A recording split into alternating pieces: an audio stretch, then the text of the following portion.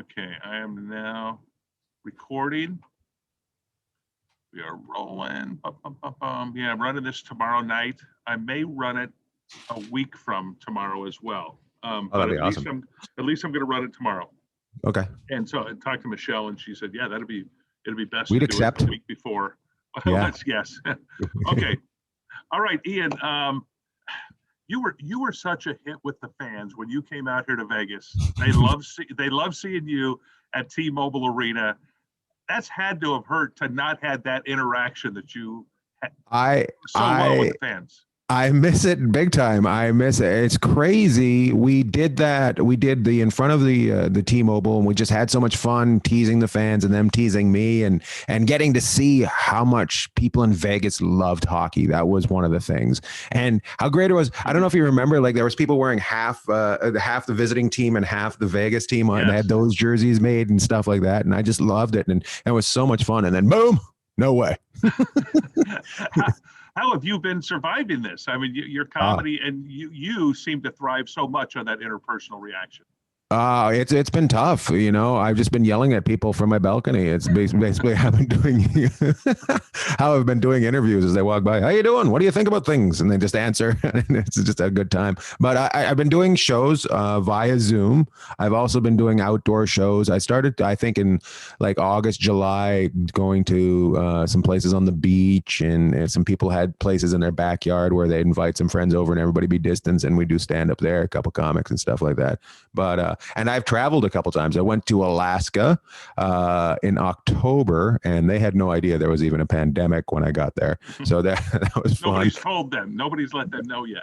I'm the only one wearing a mask. I'm walking around wearing a mask, and I was loving it because people, I'm not going to look like a dummy. I'm like, you got a mullet, you're fine. You're gonna, it's not going to hurt you. Don't just wear the mask. So yeah, yeah, it's been interesting. I've traveled a couple times. Some places have been more open than a lot of places, but just surviving and getting. You know what, Ron? I traveled so much. I had no idea how great my home life was. So it's kind of been a blessing. I've gotten to know my dogs and my wife much better. My wife actually likes me. It's I had no idea. Yeah.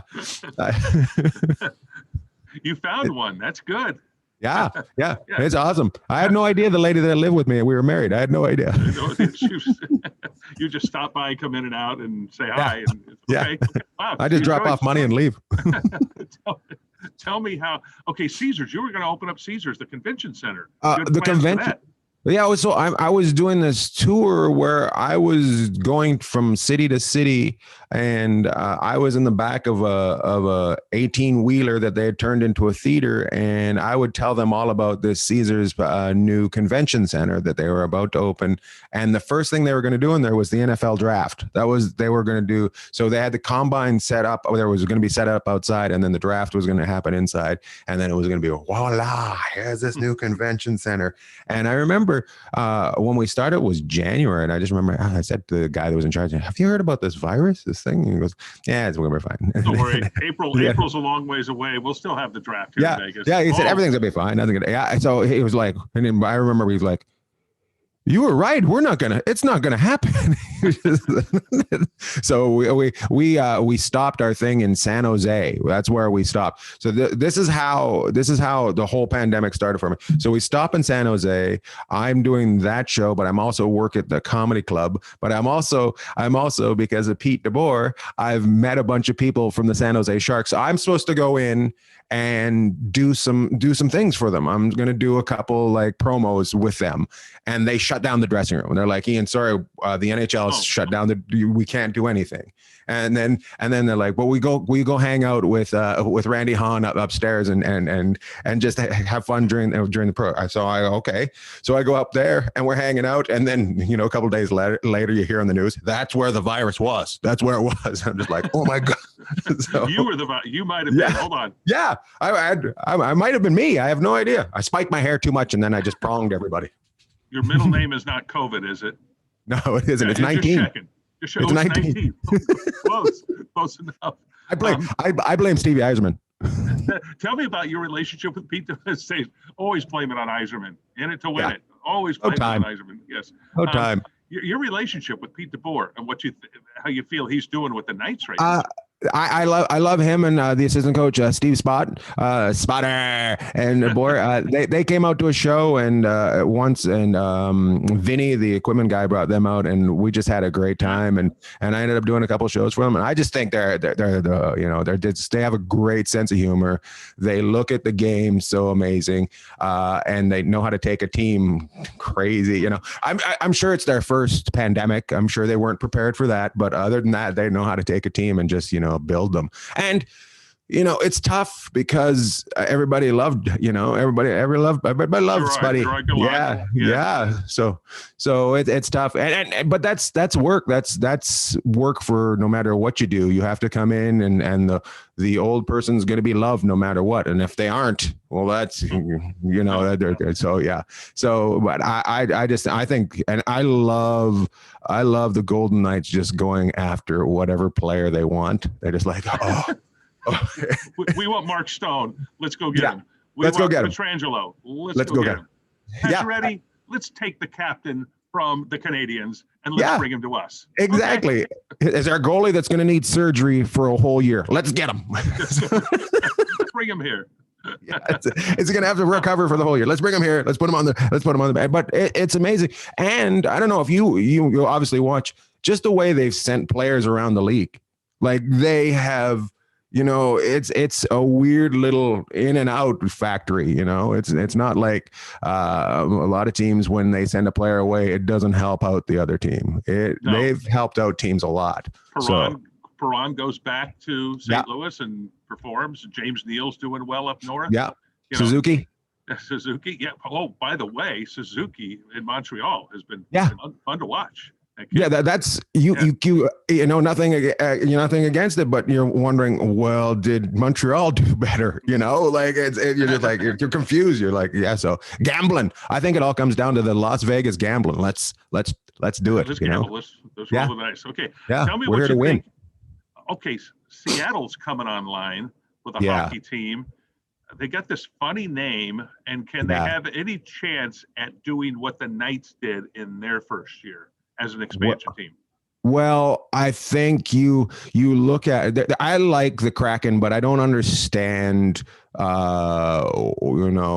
what it's got to do with Seattle. Like nobody thinks about there's whole times when octopuses came up and ate half of Seattle, nobody thinks that so I don't usually you put something that goes with your team. So I don't know why they went with that, but it's kind of fun because they get to nickname their fans the Crackheads. So, it's kind of fun. They might try to avoid that, but other fans in other markets might call them the Crackheads. It's time for your Crackhead power play. Here they come. They just go into the corners and dig that puck out. That's what you do. Yeah, that's what you do. Snip it. Yeah, you sniff the play out of the corner, right? I don't know though. I think this could maybe help them, because people are so excited to do things next year, and it's coming. They're coming in at the right time where hopefully we are more comfortable, where everything's back to 100% and people want to, they have that urge to get out and cheer next to somebody. Cause right now, some of the buildings you're like, well, Phoenix can have 2,500 capacity, but they still can't get 2,500 there, They still can't. No, not that many people want to go. Yeah, and you're like, okay, well, wasn't that a sellout before the pandemic in Phoenix? there were more Knights. There were more Knights fans at their game when they had 2,500 fans than there were Arizona Coyotes. Yeah, isn't to go back to the Knights? Isn't that kind of what's going on? Like when I used to go to the Kings games and Detroit was in town, it was half to three-quarter red Detroit jerseys. Yeah.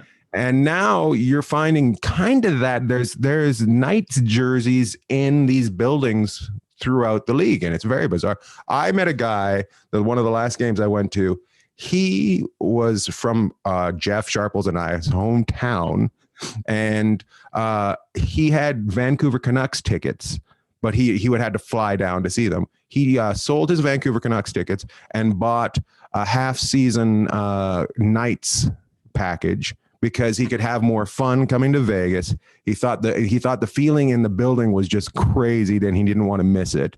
And I just like, well, that's different, right? No, that's a strange way to do it, but right. When you're going by when you fly right by the team that you want to support and go to a different town, that's it, so. Tell me about your event coming up here. You're going to be at Desert Pine Golf Course here in town. Yeah, I call it. I've been calling it the wrong thing. People are like, "Oh, what golf course is that?" And then somebody told me, "Oh my God, that's the toughest golf course ever. I've hit so many people with a ball on that golf course. It's the thinnest there." It's tight. It's a tight golf course. Let me say that. That's what somebody was saying. So it's outdoors. We're starting outdoors, and it's gonna be fun. It's open to the public. It's just gonna be, it's limited seating.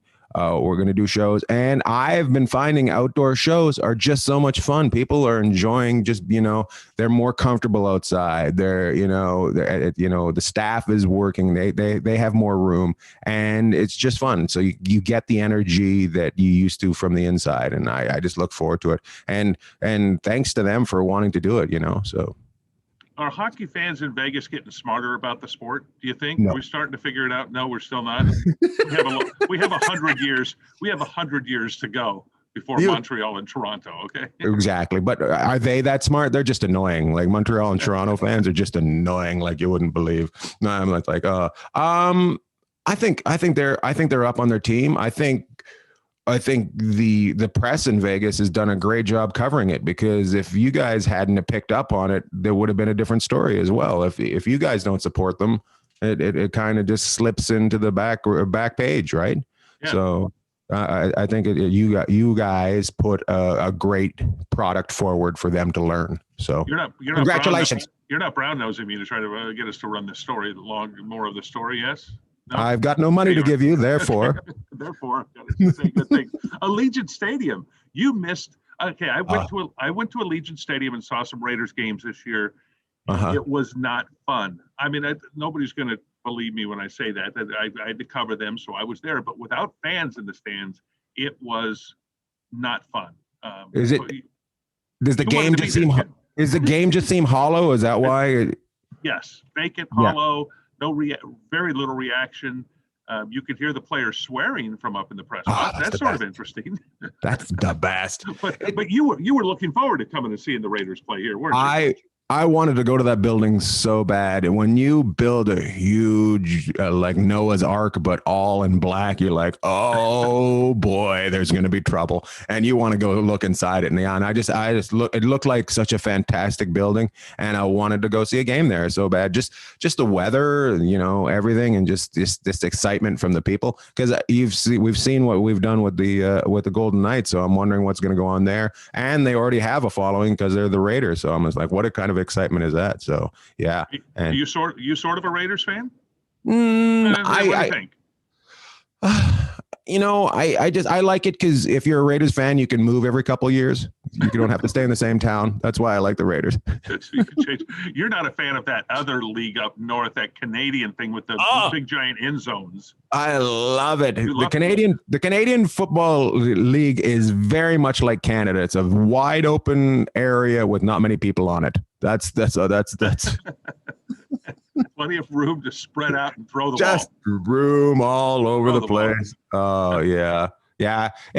I was always confused why they didn't make it more of a minor league for the NFL, like why they didn't combine the two and try to change the Canadian game a bit, because it's not that far from the American game. It's not like it's Australian rules football compared to, so, it could come and really, if you're in the minor league, it could be a little bit different, give it a Canadian feel to it. Like there's a Mountie on the end that you have to spike into to win or something. I think it made us mad when you stole Warren Moon. I think that's what happened when you took Warren Moon from us, a treasure here in the country. And then, he came back eventually. So he came back. He came back. He did okay. The old Mooney, he did okay. He did okay. So, all right. Anything How about else? Rocket Ismail? That was the big, yeah. Remember that? There was another one. Yes. John Candio, the Toronto Argonauts at that time. He went with Wayne Gretzky, and they went after everybody. They were the Las Vegas Golden Knights before the Las Vegas Golden Knights were the Las Vegas Golden Knights. Why is this team winning so? Why are the Knights winning like they are right now? They're ahead in the Pacific or in the West Division, they call it. Mm-hmm. And what is their magic again that they just keep winning and doing more winning? Well, I think they put together a team that plays for each other, as well as not all just fancy pants players. They've got grind in them. You know, they're kind of like built like Mark Stone. You know, like yeah. So it's just built like I'm just like, well, that just grinding it out and talent at the same time. I think from the bottom of the top of that team of that organization, they want to win. And they don't know how to lose yet. It's not like they came into the league losing. A lot of expansion teams come in losing, and that gets ingrained into them. Like Buffalo has been losing for 40 years. 12 in a row. 12 in a row. 12 losses in a row. Yeah. I'm like, so firing the coach is going to help. I think you're a little bit farther than that. So I wish it was like soccer where if you got so bad, they just put you in a different league. Yes, you go down a league. Yeah. You're playing now in the minors. You're going to the AHL. Yeah, and here comes the Rochester team. They're coming up. Okay, you mentioned Mark Stone there. What do you like most about Mark Stone? His scoring ability, his grit on the ice, or his hair? I was gonna say when he showed up to the team with that hair, it's pretty great. It's one, his hair is one of the reasons why you're disappointed there's helmets, because that would be yes. That would be a decent head skating by and saying hi to everybody, you know. So his grit, I love how people say, oh, he can't skate, and then he skates right by them. So that makes me laugh. So it's just, well, he skates different than everybody else. He can't skate. It's hockey's got this thing where they're trying to loosen up, but there's so they need a little bit of WD-40 and relax them a lot. I enjoy that they put the stickers on the helmets, even though they're the most bland stickers ever of all times. There's nothing to them, which is like, all right, we'll do something, but we're not going to get too crazy. But then they're giving everybody gets a different uniform every night. They're just changing uniforms. Well, that's how they're trying to make money this year, is by selling uniforms. What do you think of, have you seen the Knights' red uniforms? Yeah. Have you seen the gold helmets and the different alliterations they're having of uniforms now? Yeah, the gold helmets are awesome. I don't know if you know this. I did a movie with a chimpanzee, a hockey movie with a chimpanzee called MVP2, where I played Olaf Schickendance, the Swedish sensation. And the best part about making the movie was I would play hockey with a chimpanzee, and the director would get mad at me because every so often I'd forget I was acting, and I'd be like just staring at a chimpanzee playing hockey with me, right? That is what the gold helmets are like. You're playing against the team, and they're just like, that is fantastic. I can't believe it. And then goals are scored. They're mesmerized. Yeah. They're going, what? Where's the white helmet? Okay. Yeah, exactly. Well, where's that? My favorite colors of the Vegas Golden Knights is that cement gray. That's cement gray stuff they got going on. Oh, primer. I love that. We would call it primer. We're close to LA, so it'd be sort of a primer gray. Okay, or maybe Battleship. Battleship Grey is another one. Battleship Grey going in there, getting ready to take down the other side. Here we go. But the gold just lets them know, hey, we're slot machines, and if you hit the right numbers, we'll pay you out. I didn't know that's what the gold helmets were. That's exactly what they are. Imagine if all of a sudden they just came out with the feathers that the girls wear. They just keep switching it up. Just keeps getting Follies. They're in Follies for sure. Or even but even better. Ice. Follies on ice. Follies on ice. But even better. Wouldn't it be even better if the out players wore the gold helmets, and then Fleury just had to. That might break some of the goalie rules for equipment. It might. I'm thinking it might, because they have rules on this ice. Yeah, but you got to try. Bettman takes a while to notice things are going on in the league. He's busy doing other stuff, and then he's in Toronto. Yeah, he's busy having an outdoor game in the middle of the afternoon and realizing that the sun comes down on the ice. What? At 6,500 feet elevation, it's thinner air. Oh, that was a problem there with that ice. I was at the game. I'm going to go here. I was at the game in '91 when the Rangers and the Kings played here in Las Vegas. Right. Gretzky, those Kings. I'm that old. Huh. But it was 93 degrees outside, and the ice stayed fine. But it was nighttime, so Right. it was fine. First outdoor Right. game in the modern era. But that was problems in Tahoe, wasn't it? You must have watched. Of course I watch. You got to watch it. Like it's one of those things where like, well, that's a great idea, and then they're playing at noon when the sun is at its peak. Well, that's interesting. And then you're like, okay, they're not playing at noon; they're playing tonight. They just had a long intermission between the first and second period. I love the commentators. Hours. I love the commentators. We're gonna have to fill this. You could just see it on their face. We're gonna have to fill this the whole time. We just have to keep talking about things. I don't know what to talk about. Let's go to a replay of the outdoor game when it snowed in Pittsburgh. Was that in Chicago? Was that the one in Chicago? I think it was when Sidney Crosby scored the shootout goal in overtime when the snow was coming down like crazy. Yeah. That looked great too. But people are like, well, don't get mad at the league. They tried. And that's how I am. I feel like they tried. But we also know from the Las Vegas game, and also when the Kings had the one at Dodger Stadium, that you have to do it later in the day. So I don't know if they got pushed into it by NBC. They said, this is what we got a time slot for. If you want it, take it. If you don't want it, don't take it. I don't know if that's how it worked out. But I think they were hoping for clouds. And seriously, I like the clouds, but there's one spot where there wasn't clouds, and it was over the ice. There were clouds all around there. They were hoping for at least some overcast skies. It's the reverse. It's the reverse of all times where you're just hoping for a little piece of sun and not getting rained on. And then that's what happens. So, all right. I think we got it. I think we've nailed it, and we're going to run. Yeah, I'm probably going to run this for the next 2 weeks. So tomorrow night, I'll send you a copy. You'll see it online. I'll send you the link. Thanks, and bud. We'll get her done. Well, thank you, and we'll look forward to seeing you a week from Friday. I'm going to be there. A week from Friday. Yeah. I guess, should we say that? Do you want to put it in the date, or should we put it, or will you put it in the date? I'm going to mention it in the tag. Okay. And unless there's anything else you want to say about that. No, that's perfect. Let me ask you the outdoor shows. Have you done outdoor shows? You've obviously done some outdoor shows. Yes. And they have to be different, but you say you do love them. I love them. There's a couple places in LA that have them. There's one called the Venice Comedy Compound, which is in at a mansion that was owned by Harrison Ford. And it's in between the two parts of the mansion, and they have 75 people come in, and we are on one side of the lap pool and everybody else is on the other side of the lap pool. And it is fantastic.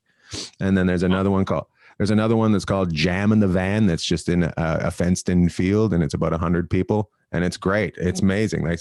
They make it look like it's a comedy club, without the roof. And then there's a place called the Grand Comedy Club in San Diego, and their entrance just happens to be between two walls. So they've turned the outside into their comedy club, and it's great too.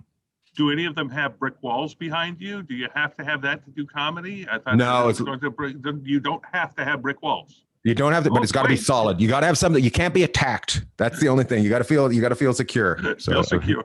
Yeah. That's nearly the Ian Bagg / Van Halen logo behind you. That's what it is. That's from my new my album that came out in September. It's called Everybody Wants Some, and which is Van Halen. Which is Van Halen. So yeah. So I was a huge Van Halen. So I was like, well, can we make it it's from my birthday that year, and they had brought out cupcakes, and I was giving everybody in the audience cupcakes throughout the show. So that's why I call Everybody Wants Some, but it was also a tribute to Van Halen, and that was the logo. So that's what's become my new logo. Love it. Okay. Yeah. All right, Ian, thanks a ton. We'll see you in a week or so. And we want to get you, I don't know if you've had a chance to listen to Enjoying Orange Slices with Jeff and Ian, but we're going to start doing interviews, and we want to interview you. So. Okay. Count me in. Awesome. Anytime. Okay. It's on YouTube. It's called Orange Slices. It's on YouTube. It's on YouTube and Apple Podcasts and Spotify, and it's called Enjoying Orange Slices with Jeff and Ian. I will download it with Jeff and Ian. Yes. Yeah, I gotta have some sharples in there. Yeah. Gotta have some sharps. All righty. Thanks, man. All right, bud. Take care. Bye.